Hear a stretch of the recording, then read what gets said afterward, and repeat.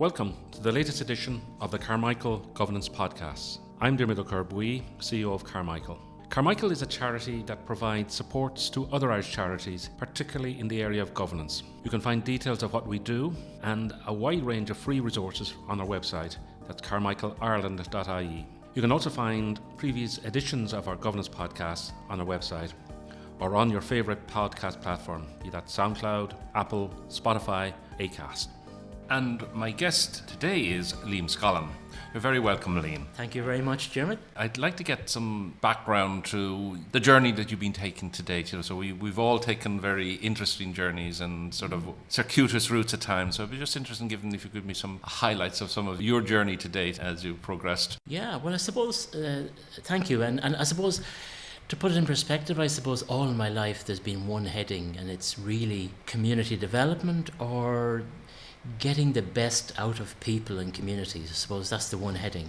But it's been a varied road, as you hint there. My mother used to say to me, God bless her, when she was alive, she used to say, will you ever get a proper job? So only a few times in my career did I get a proper job, inverted commas, and she said that lovingly. But I suppose I started work in community development in North Leitrim, in a rural area, way back, and that gave me a thirst for it. Although I went on, studied in various things, I kept with community development, ended up in the mining communities of Nottinghamshire in the East Midlands of England, working with the communities where the mines had closed and people had lost their jobs. Learned a great sense of the community spirit, actually, from those sorts of communities, as well as, of course, from my own rural areas.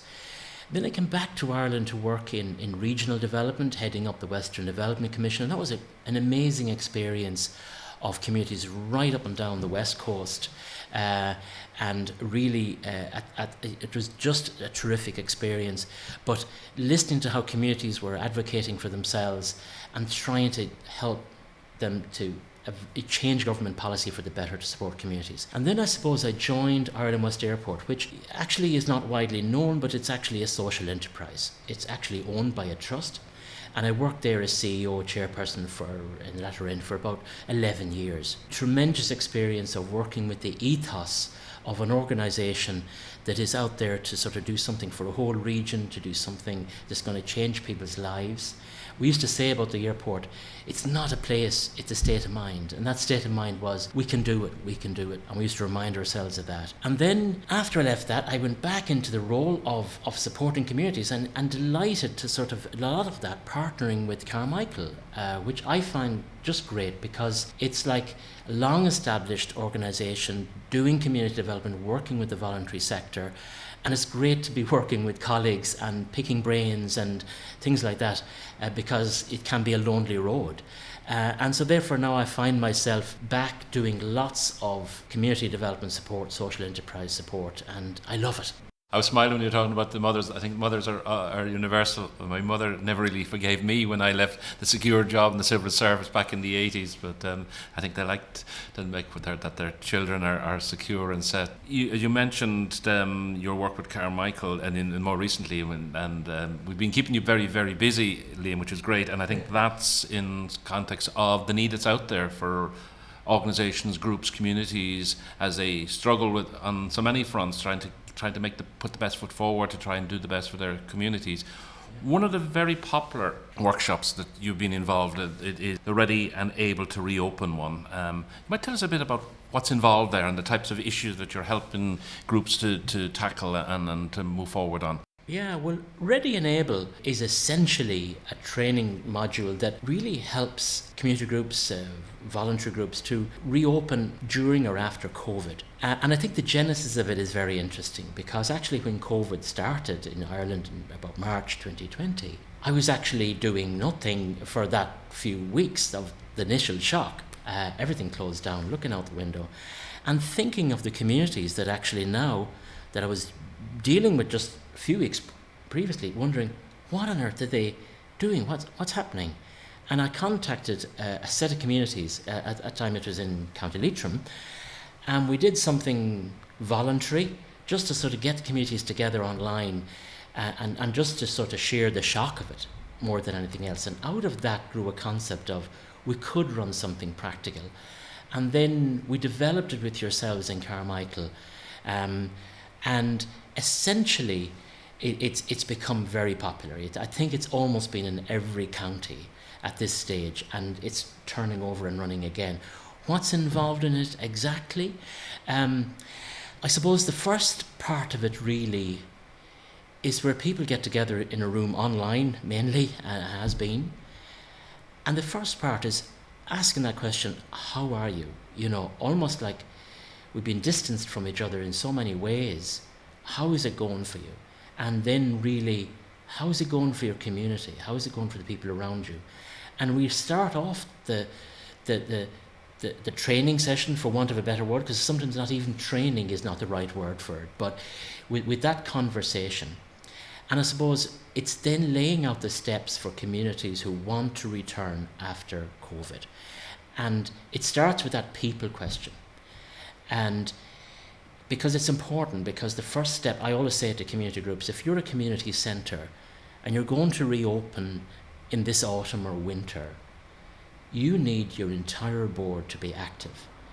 And I would joke and say, you know, very often our board's made up of 2 people, Mary and John. They're very busy, they do all the work. The other 8 are lovely people, but they do not a lot. And I said, this is not a time for that community group to reopen. So in a sense, the first step is getting your board to be active, or your group of volunteers, whatever. And that first step of looking, are we going to take a lead here?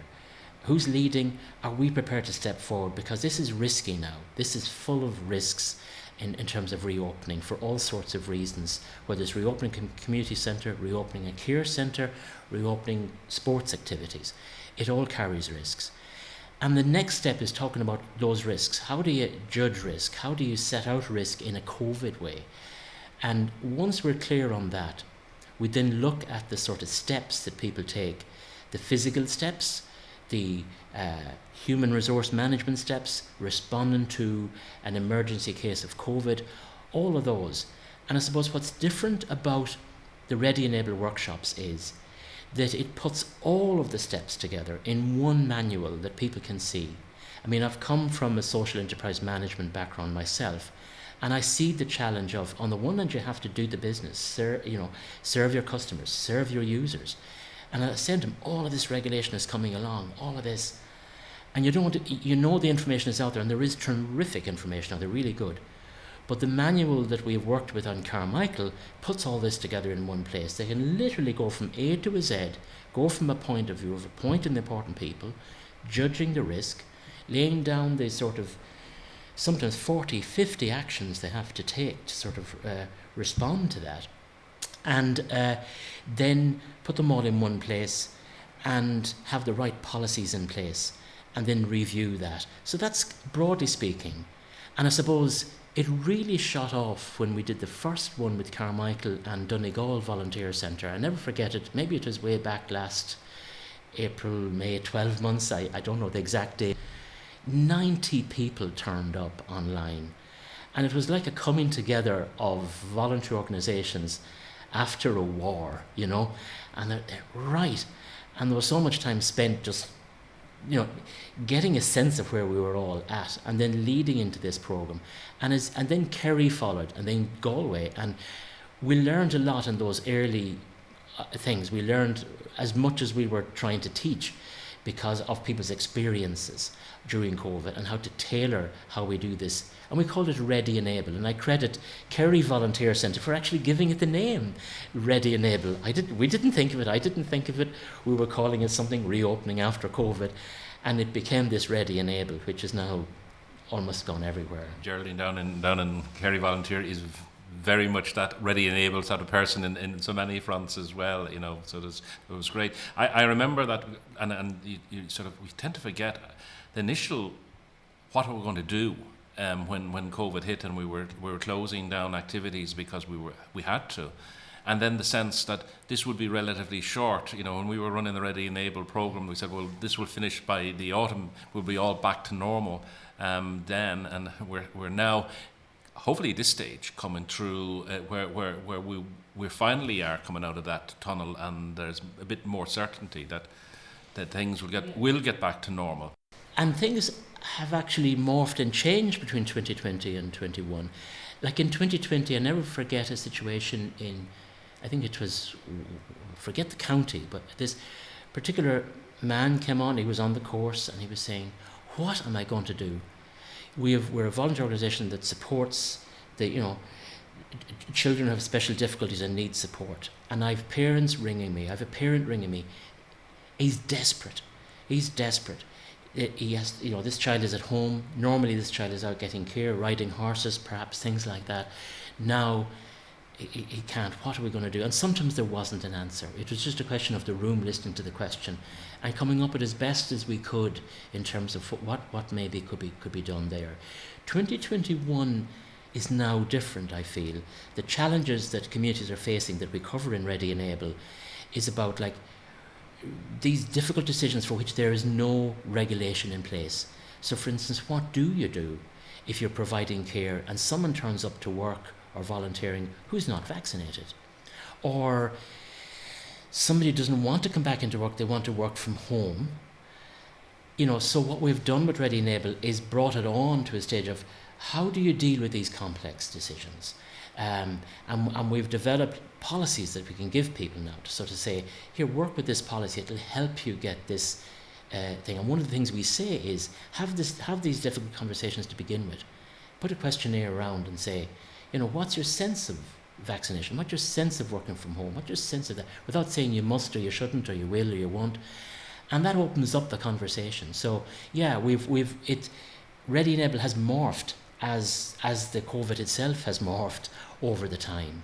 Yes, and as we learn and adapt and show how resilient we are, and that I think that's one of the things that the communities and the voluntary sector have showed how adaptable and resilient they have been under a whole series of challenges. I'm interested from your own perspective, because it's now going on 20 months or whatever way you when you start and when you finish. For your own self, what was the biggest challenge for you in terms of during this period? In terms of you had to sort of tease out for yourself. Yeah, the biggest challenge was a very personal one.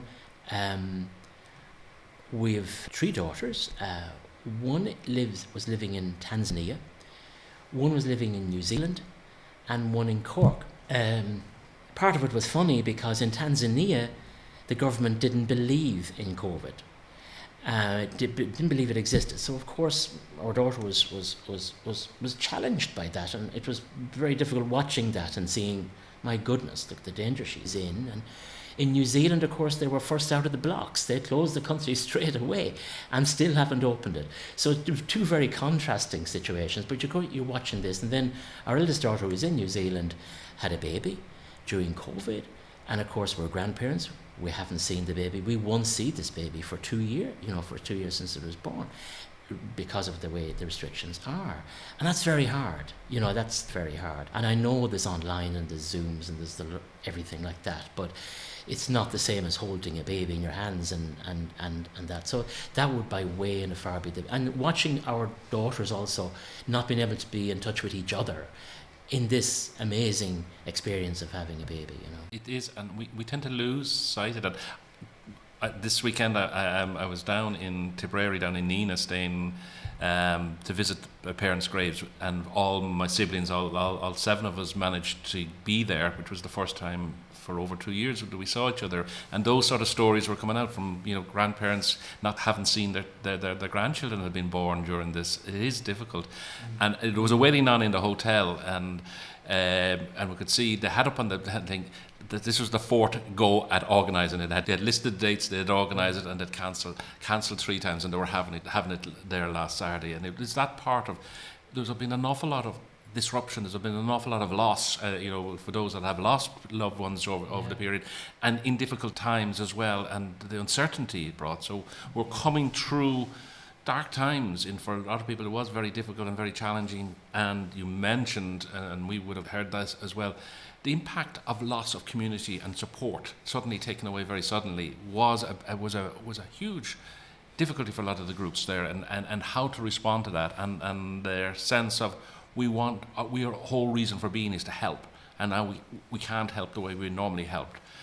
What do you see as some of those key challenges for, as we emerge for those organisations coming out in terms of how do they reconnect or have they been reconnecting in your experience with their communities? Yeah, so some of the challenges that I you see with certainly up and down the country from Waterford to Donegal, really, I suppose, is a loss of confidence in some cases, almost at a personal level and at a community level, social level.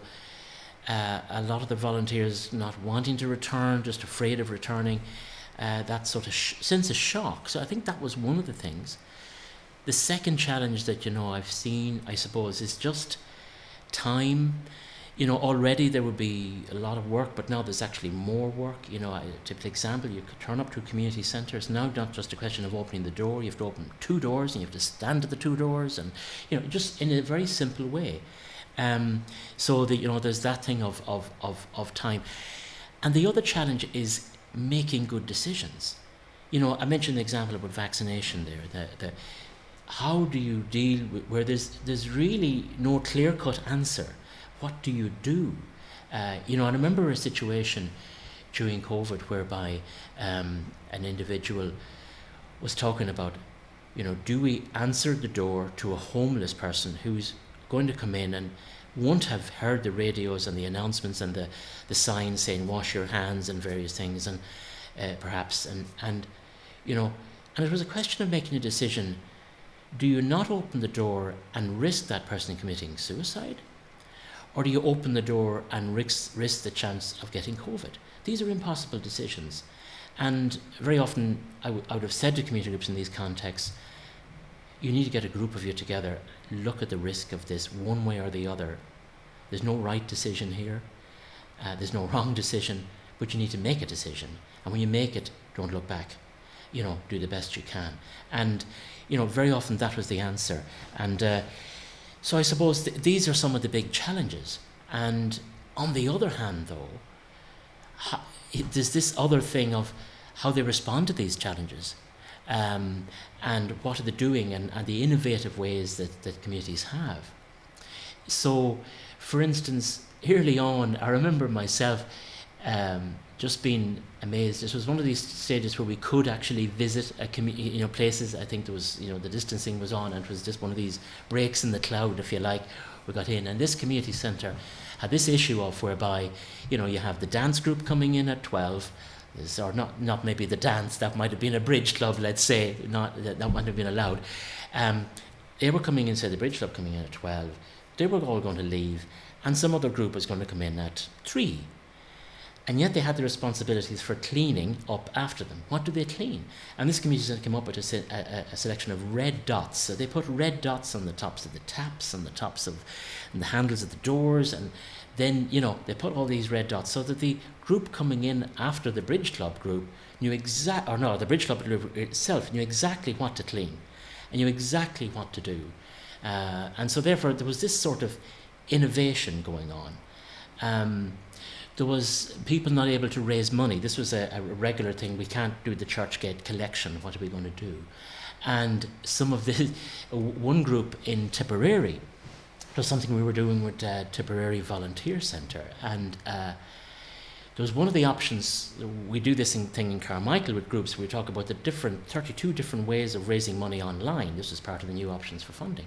And one of the ways was that we've seen nationally is big organisations, maybe like Trócaire, for example, would have been doing tap and donate, where you go and you're paying for the petrol. There's another little machine that looks like the machine you put your card in, but it's for Trócaire, and you tap on it and you put in, €5. It's easy. You tap and go, and away you go. And we were talking about this in different community groups, and lo and behold, when I went back to Tipperary Volunteer Centre this year, and we were doing a programme with them, a local parish group in Tipperary had started to do this, and we're doing it with great success. And I have been saying to people, well, you can't really do it at a local level. It needs to be sort of bigger and national. And they made an ire out of me, like, no, we're doing it and it works. So people are coming up with different innovative ways of doing all sorts. I think there'll be because when we're challenged, sometimes it really brings out the best in us and also forces us to think differently and come up with solutions. So that that's an example of a group saying, no, we can do it. If large organisations can do it, but there's no reason why a small community group can't have a similar type of solution adapted for our local community.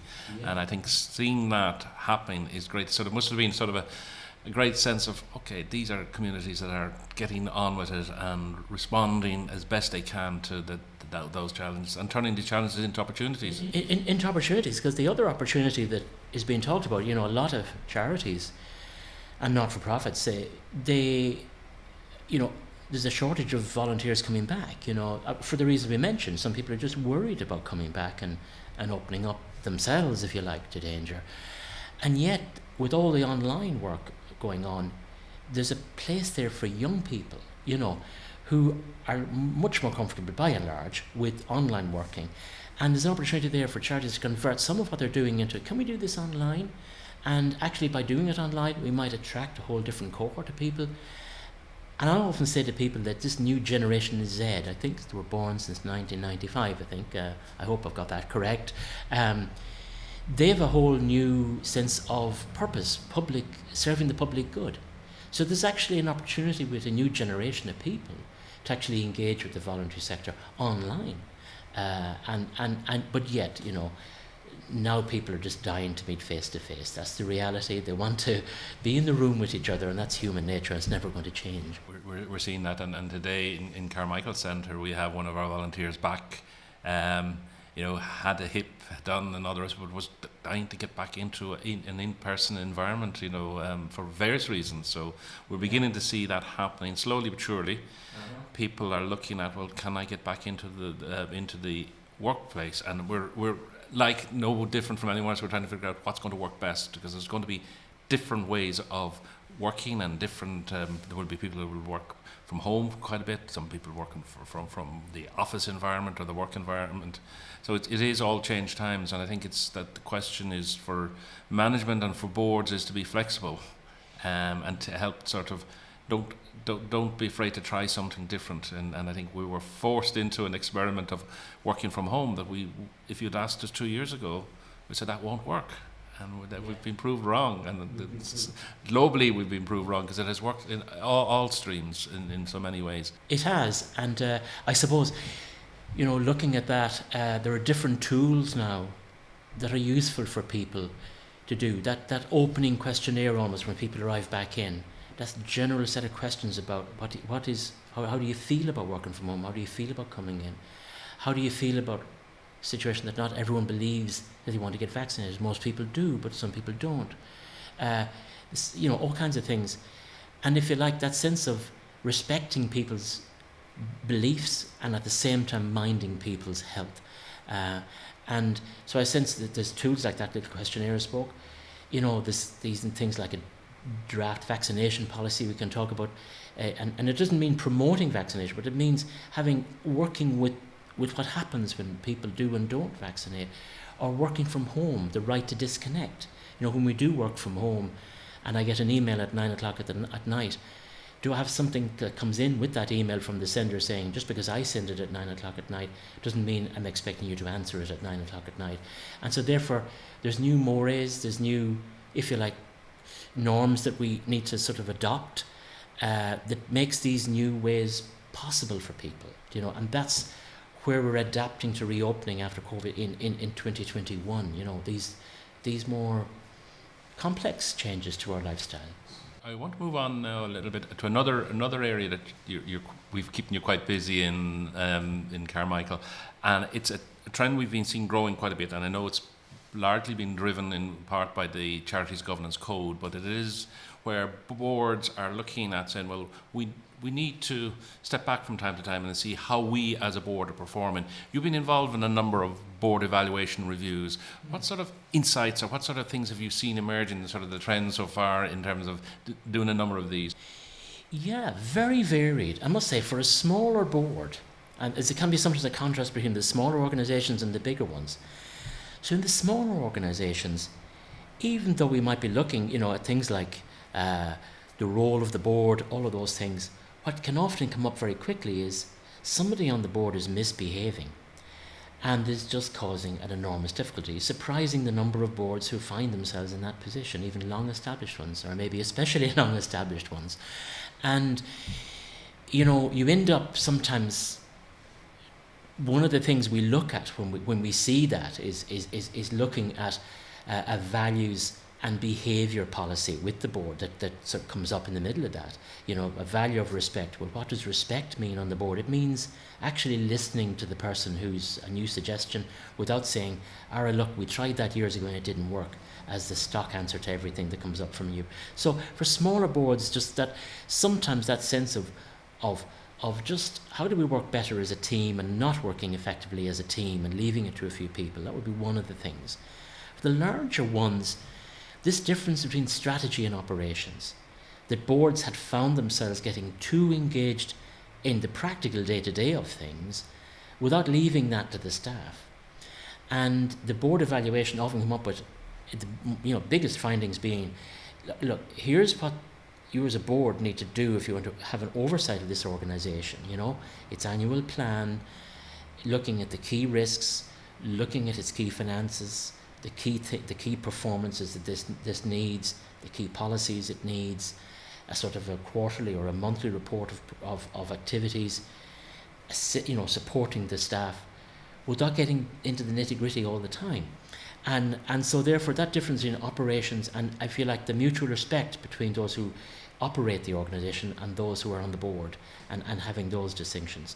And very often also, whether it is a small organisation or a larger one, almost clearing up the agenda that they would have at meetings, having them a clear pathway to say, actually, there are stock things that should be on agenda, like minutes and matters arising and report and etc., etc. But for each organisation is different, so tailor making their own agenda to say, okay, typically this might be the agenda you're working with, and this is the amount of time you should be spending on it. And if you're spending more than that, there's something wrong. There's something, you need a subcommittee dealing with that to bring it back. So those streamlining. Another thing I've found is ethos, that organisations had been doing very good at appointing the skilled accountant, the skilled lawyer, the skilled business person, whatever, onto the board to bring this experience. And yet, they had forgotten what it was they were set up to do in the first place, that ethos, the why. And we often bring the organisations back, but why did you start in the first place? And can we get back to that why? Can we get back to the purpose for which you set up the organisation? And that is often, ironically enough, a key to getting new board members. Going back to the purpose, reinventing that purpose, and enthusing a new generation of people to come back and say, yeah, we need to reinvent this. I remember my experience back at the airport, Ireland West Airport, Knock, and in a sense when I joined it, it was working on a 2-day week. It had lost its way in some way, and the key was getting it back to its original purpose, that original mission to really grow and be an international airport and be up there and be excellent. And it did grow. And I remember a worker once saying, he was asked jokingly, "It's Friday, isn't it great? We can go home." And he says, "I don't mind Fridays, I just love coming in on Mondays here." Because we had developed got back to the ethos, got back to the state of mind about a place. And for often boards who are now struggling with COVID or governance or funding, getting back to the ethos is very important. Totally agree. It is, what is your core purpose for being, and just spending a bit of time on a regular basis to try and tease that out, because sometimes we can very, very get lost in the busyness of doing the work of the organisation, that we forget, well, what's it all about? Why are we here? And from your own experience of being on board, working to boards, and being very involved in the community and voluntary sector and the charity sector, if somebody's thinking about going onto a board, what sort of advice would you give them? If they're mulling it over and said, "I'm thinking I might," or "I've been approached and I'm not quite sure whether I should go on a board of a charity or a non-profit," what would you say? Good question. And I mean, I would say maybe 2 or 3 things. One is going back to that point we just made about the belief. Maybe someone comes in and say, "Look, we know you're good at actually counting the money, and would you ever come on and help us?" Maybe not sufficient reason, because when the going gets tough, that's not sufficient reason to keep you on that board. You want to believe in what the organisation is. Is it a match for your own belief? Is this something you would like to do yourself if the organisation wasn't doing it? So I think to check in with yourself first on, do I believe it? And vice versa. If we're looking for board members, look for people who believe in what you believe in, not people who do what you do. They believe what you believe in. It's a bigger thing. The other thing is maybe make sure the board is giving you sufficient information before you join. I've had this myself, people saying, would you mind coming on our board? Have a look at our website. No way. Unless an organisation is saying, here's our minutes of our previous 3 meetings. Here's our chairperson. He or she would like to meet you. Here's our constitution. Here's our plan. Here's the priorities for the next year. Here's what we actually would like you to do. And here's what the rest of us can do. If I'm hearing that from a board, however small, those are not difficult things to know, and so therefore I'd like an information pack, for want of a better word, or somebody who will sit down with me and give me the time to look at these things, and then to tell me how much time it's going to mean. I'm coming in. Okay, is it? They usually say, we only meet 10 times a year. That's the biggest lie I've ever heard. Yes, they meet 10 times a year, and then there is sort of 10 times 10 things to do after those meetings. So, just to be realistic about the time involved, and otherwise you're just raising expectations on the point of view of the board and coming on and realising, look, I haven't got the time for this. Agree, and I keep trying to emphasise when I'm talking to board, they do have to sell themselves to try and attract board members. It isn't sort of, they'll come because we've asked. As you said, you just need to look at it as if you were recruiting a staff member. Think of the time and effort you'd go to try and put your best foot forward, be clear so that you try and get the best candidate for the job and that's successful. It's the same with board. You do have to take that little bit of effort and say, going back as even just who we are and what we're about and why it's important in our communities or in the people that we support, and then what kind of role you're looking at. I would fully agree with you. We're just coming up to sort of a time, and here's a question that I put to all my guests, and it's just a general one, sort of to wrap up the sort of the chat is, what would be your top 3 wishes for the sector over the coming years? What would you like to see if we were having this conversation in 3 years' time, that things will be different or have changed? Yeah. Well, certainly as someone coming from a background of regional advocacy and community advocacy all my life, I would love to see the voluntary sector have a much bigger role in influencing government policy. When society has been breaking down, the voluntary sector has been the only sector really holding it up. Together with the caring sector, which also is primarily run by the voluntary sector in many ways. So, when a bank leaves a village, the credit union is there. When the commercial cafe is gone and there's no cafe left, the community cafe is there. When people haven't the money to buy something, the charity shop is there. It's holding up every aspect of life. So the voluntary sector deserves to be far more at the top table. And I've seen this during COVID. The guidance hasn't been clear enough for the voluntary sector. It's almost as if it's too big to sort of categorise in one, and it is.